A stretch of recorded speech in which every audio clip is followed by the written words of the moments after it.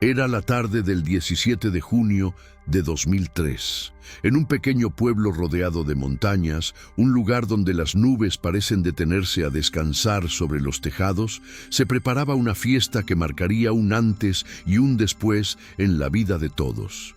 Ese día, Valeria Muñoz cumplía 15 años.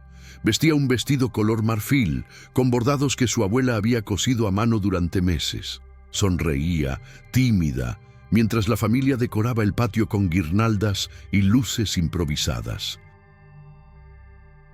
Nadie imaginaba que esa sería la última vez que la verían. 20 años después, un satélite de observación climática captó una imagen imposible, una silueta idéntica a la de Valeria, de pie, en lo alto de un risco que, según los registros, había permanecido inaccesible durante décadas. La verdad que estuvo enterrada por 2 décadas parecía abrirse paso de la forma más extraña posible.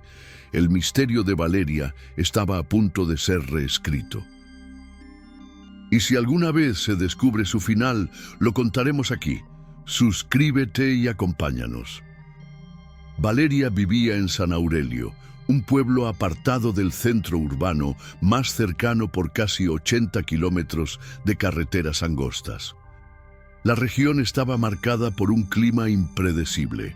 Mañanas de sol diáfano, seguidas de lluvias repentinas y densas nieblas al caer la tarde. Las casas eran de ladrillo sin revocar, techos de teja rojiza y puertas pintadas en colores intensos para resistir el desgaste de la humedad. El pueblo tenía apenas 1.200 habitantes. Todos se conocían y cualquier cambio en la rutina era percibido como una alteración casi violenta. Los domingos se llenaba la plaza central. Vendedores de pan, ancianos jugando dominó, niños corriendo alrededor de la fuente. Pero durante la semana, San Aurelio se sumía en un silencio que hacía que hasta el repicar de las campanas de la iglesia pareciera un eco lejano.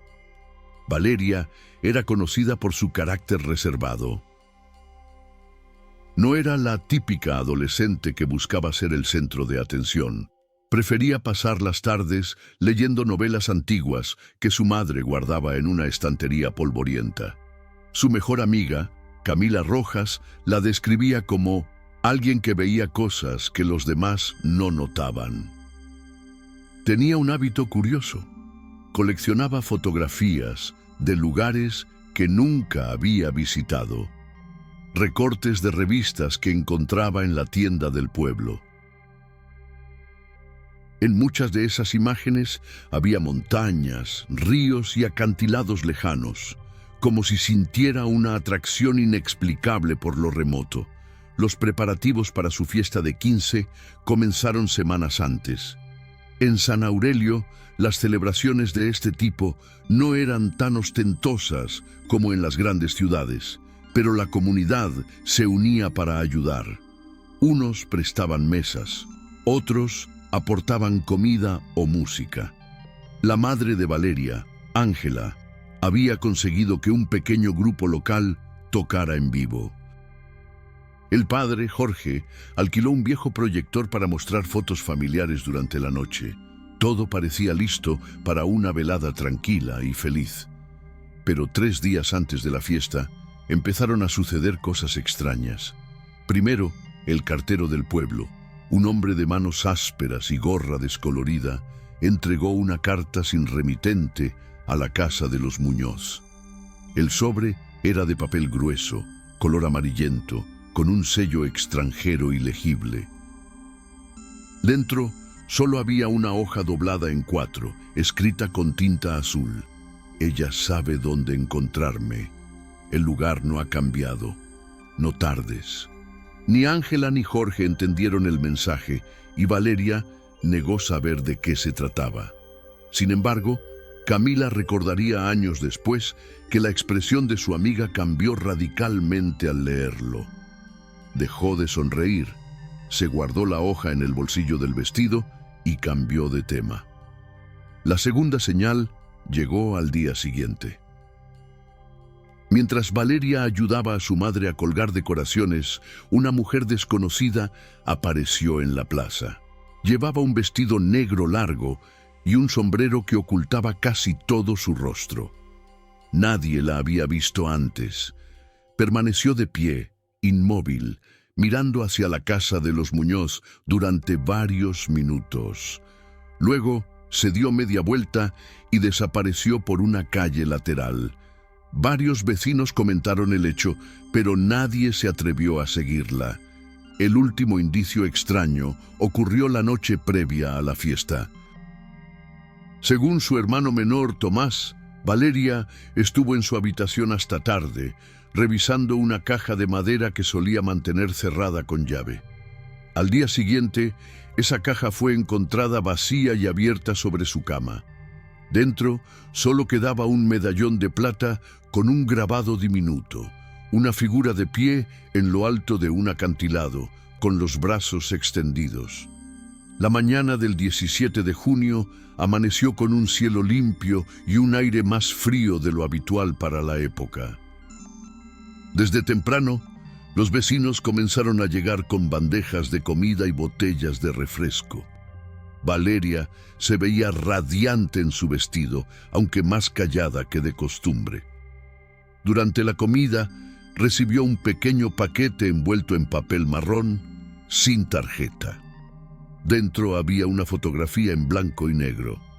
Mostraba un paisaje rocoso y en la esquina, una silueta borrosa que parecía ser una joven de cabello largo.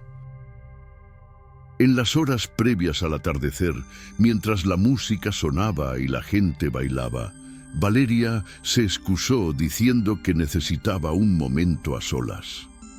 Salió por la puerta trasera y cruzó el patio, perdiéndose de vista entre los árboles que bordeaban la propiedad. Nadie se alarmó al principio. Pensaron que solo quería tomar aire fresco, pero cuando cayó la noche y las luces se encendieron, la ausencia de Valeria comenzó a inquietar. La buscaron primero en la casa, luego en los jardines y finalmente en todo el pueblo.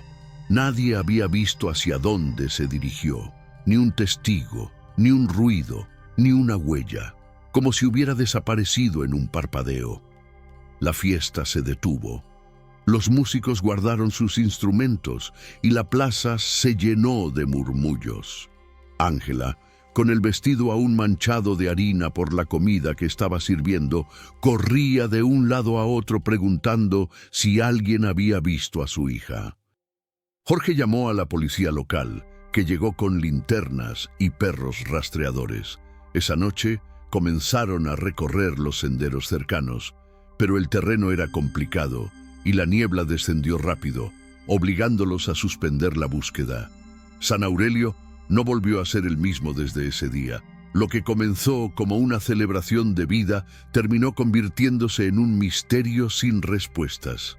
Uno que, 2 décadas más tarde, un satélite iba a reabrir de la forma más inquietante. Las primeras 24 horas tras la desaparición de Valeria fueron un torbellino de confusión, miedo y silencio contenido.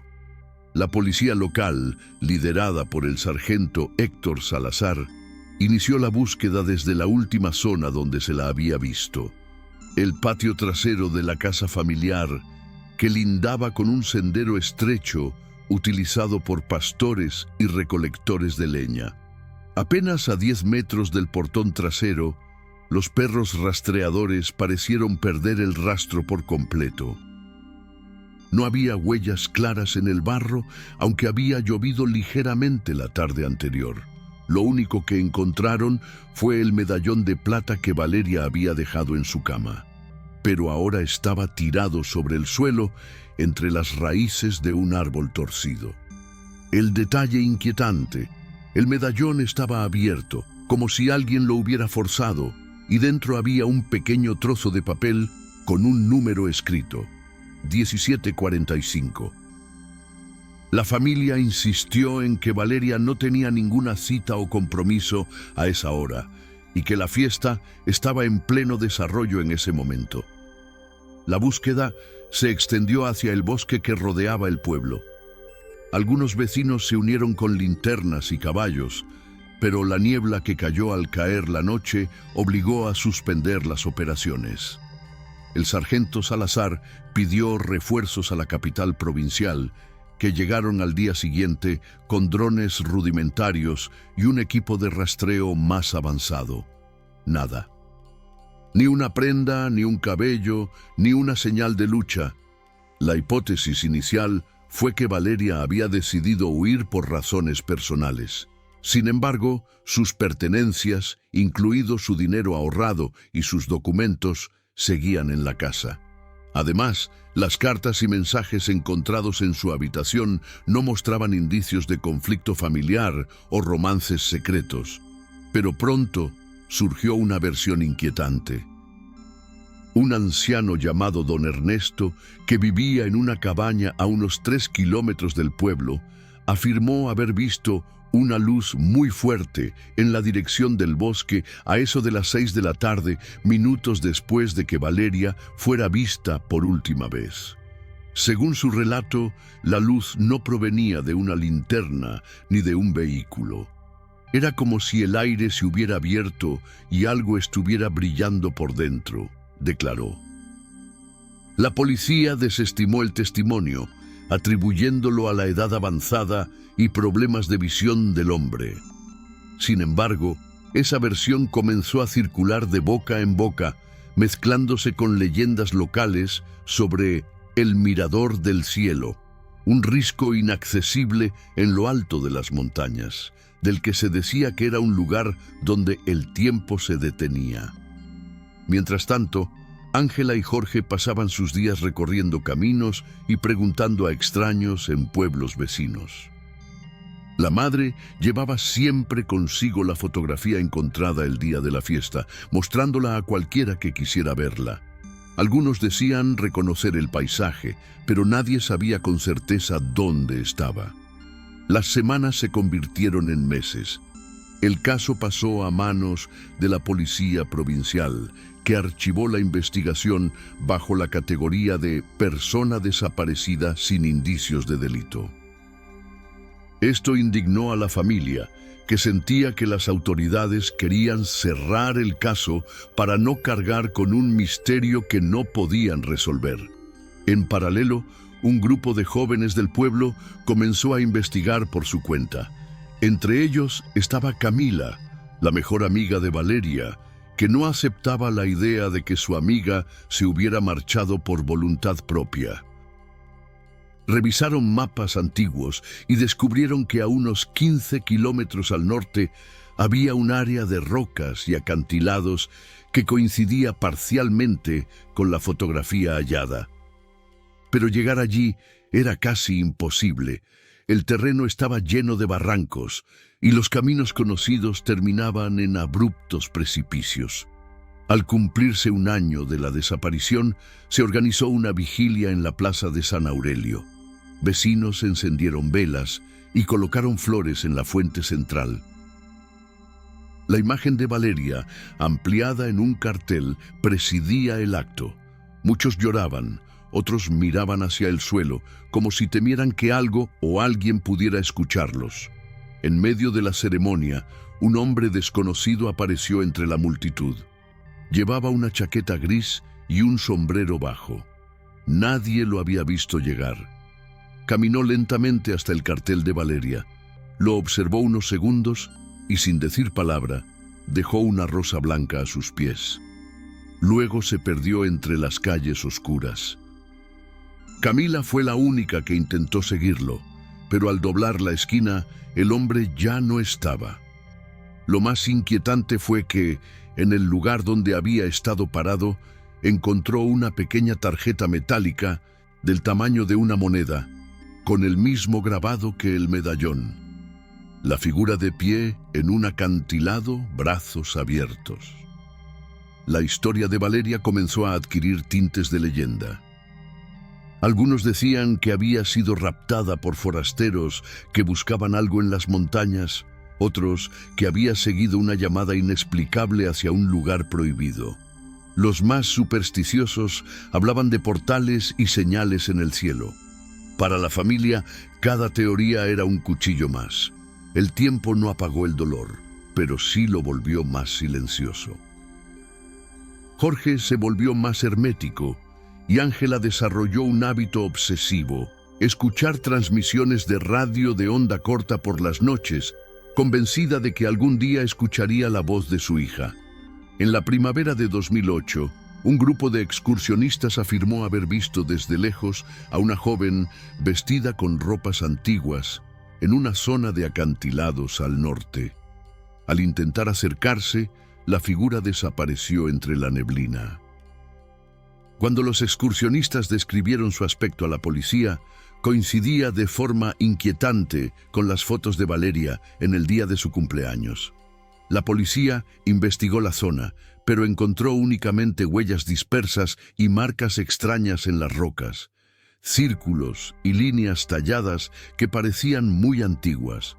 Un geólogo local opinó que eran marcas de erosión, pero un historiador del pueblo, don Arturo Espinosa, insistió en que coincidían con símbolos encontrados en petroglifos precolombinos.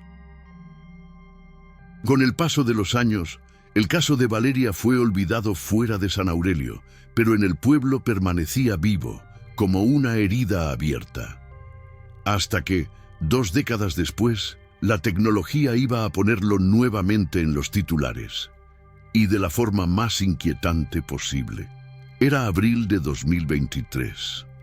A centenas de kilómetros de San Aurelio, en un centro de monitoramiento climático en la capital, un operador noturno revisava imagens captadas por um satélite europeu. A missão do equipamento era registrar mudanças atmosféricas e ambientais, mas às vezes captava detalhes terrestres inesperados. Enquanto ajustava os filtros de contraste, o operador notou algo que lhe chamou a atenção: uma silhueta humana perfeitamente definida em meio a um afloramento rochoso na cordilheira ao norte da província. O arquivo estava datado de 17 de junho de 2023, exatamente às 17h45, a mesma hora marcada no papel encontrado dentro do medalhão de Valéria, 20 anos antes. A princípio, pensou que fosse um erro de processamento ou sombra de uma formação rochosa, mas, ao ampliar a imagem, a figura se destacava ainda mais. Era uma jovem de cabelo largo e escuro, vestida com algo que parecia um vestido antigo, color marfil. O detalle que congeló al operador: la figura estaba de pie, con los brazos abiertos, exactamente como en el grabado del medallón. El protocolo indicaba que debía reportar cualquier anomalía al supervisor. Sin embargo, movido por la curiosidad, descargó una copia de la imagen y la llevó a un amigo periodista, Mateo Ledesma. Mateo había trabajado en Crónica Roja durante años y recordaba vagamente el caso de la joven desaparecida en su cumpleaños 15. Al comparar la fotografía satelital con la última imagen conocida de Valeria, la coincidencia era abrumadora. Mateo viajó de inmediato a San Aurelio con una copia impresa de la imagen. Buscó a Camila, que ahora trabajaba como maestra en la escuela del pueblo. Al ver la fotografía, ella palideció y pidió que la acompañara a casa de Ángela, la madre de Valeria. Ángela no hablaba mucho con extraños, pero cuando vio la imagen, sus manos comenzaron a temblar. Sacó de un cajón un sobre amarillo, del mismo tipo que había llegado el día de la fiesta, y reveló que lo había encontrado bajo su puerta 2 semanas antes. Dentro había una sola frase escrita con tinta azul: el lugar no ha cambiado, ella sigue esperando. Nadie entendía cómo esa coincidencia podía ser real. 2 décadas habían pasado, y sin embargo, la imagen del satélite mostraba a Valeria sin signos de envejecimiento. Mateo, Camila y Ángela decidieron visitar a don Ernesto, el anciano que en 2003 había hablado de la luz en el bosque. Aunque sus facultades físicas se habían deteriorado, su memoria seguía intacta. Al ver la imagen, sonrió débilmente y dijo: «Les dije que el mirador del cielo guarda a los que sabe elegir. El tiempo allí no corre como aquí». Camila insistió en que les explicara más, pero el anciano solo murmuró algo sobre las marcas en las rocas y un camino que se abre solo cuando el aire cambia de color. Convencidos de que debían investigar, el grupo planeó llegar al risco visto en la imagen satelital. No existía un sendero oficial, así que contrataron a un guía de montaña, Rafael Pizarro, un hombre curtido por años de trabajo en terrenos peligrosos. Cuando vio la fotografía, se mostró reacio. «Esa zona no está en ningún mapa. Los que intentan llegar no regresan igual». Pese a las advertencias, aceptó llevarlos. Partieron al amanecer, siguiendo viejas rutas de pastores y cortando camino por pendientes escarpadas. La vegetación se hacía cada vez más densa y el aire más frío a medida que subían. Tras 2 días de ascenso, llegaron a un punto donde el terreno se volvía rocoso y plano, como una meseta. Allí encontraron las marcas talladas en la piedra que don Ernesto había mencionado. Círculos concéntricos, líneas que se cruzaban formando símbolos extraños. Rafael, el guía, evitó tocarlas. En el centro de ese lugar había una roca vertical y sobre ella, incrustada en una hendidura, descansaba una caja metálica oxidada. No tenía cerradura visible. Ángela, con manos temblorosas, la tomó y al hacerlo, la tapa se abrió sola. Dentro había un cuaderno de tapas duras, forradas en tela color vino, cubierto de polvo y humedad. En la primera página, escrita con letra apretada, se leía: Valeria Muñoz, junio de 2003.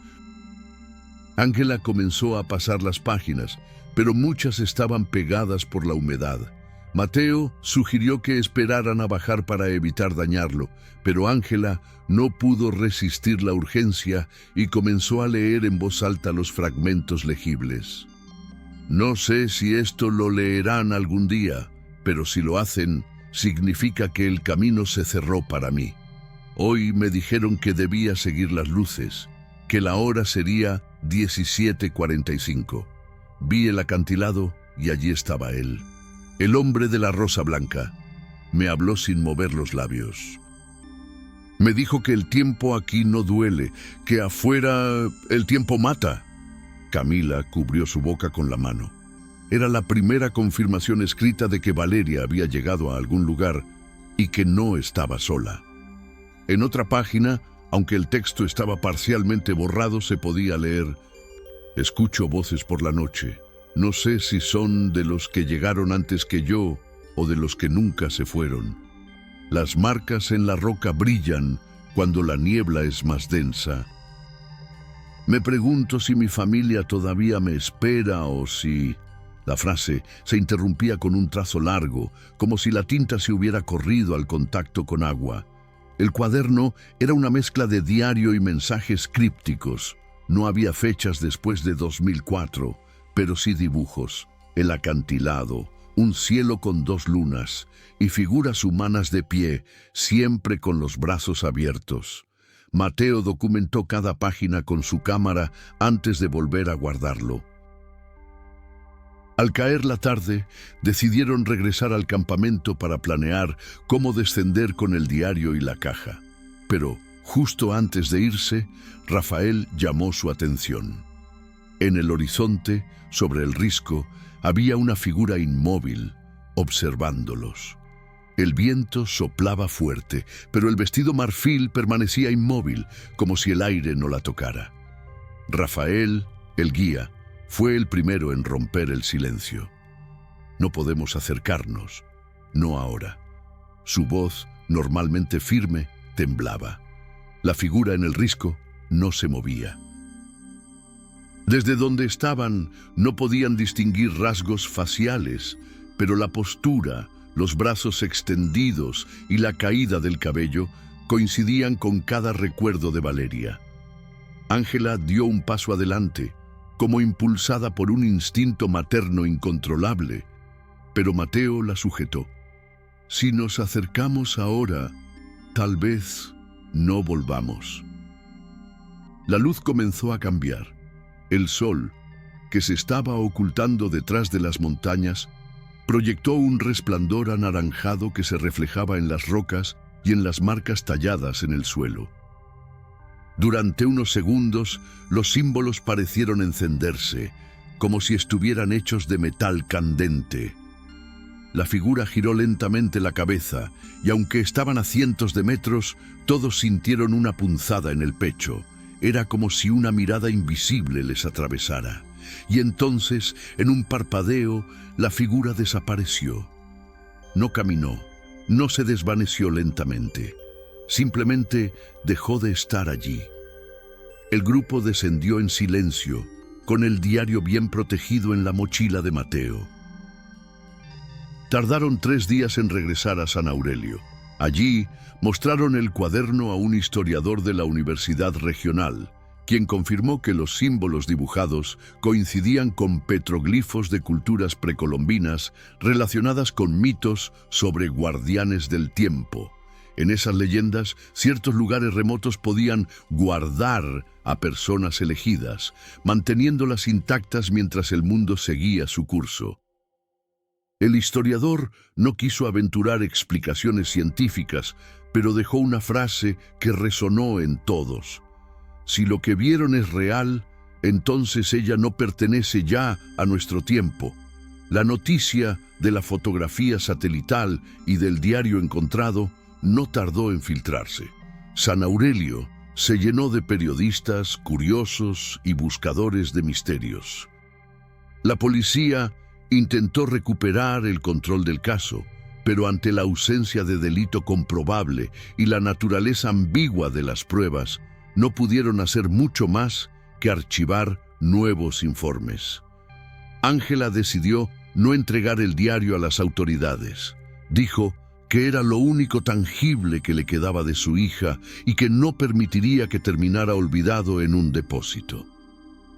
Sin embargo, Mateo digitalizó cada página y la subió a un servidor privado, asegurando que, si algo les pasaba, la información sería liberada públicamente. Con el tiempo, algunos afirmaron haber visto a Valeria en otros lugares de la cordillera, siempre de lejos, siempre con el mismo vestido marfil, pero ninguna cámara, ni de teléfonos ni de drones, consiguió captarla con nitidez. Era como si la luz se distorsionara a su alrededor. Camila, incapaz de aceptar que la historia quedara inconclusa, siguió investigando. Encontró un patrón inquietante.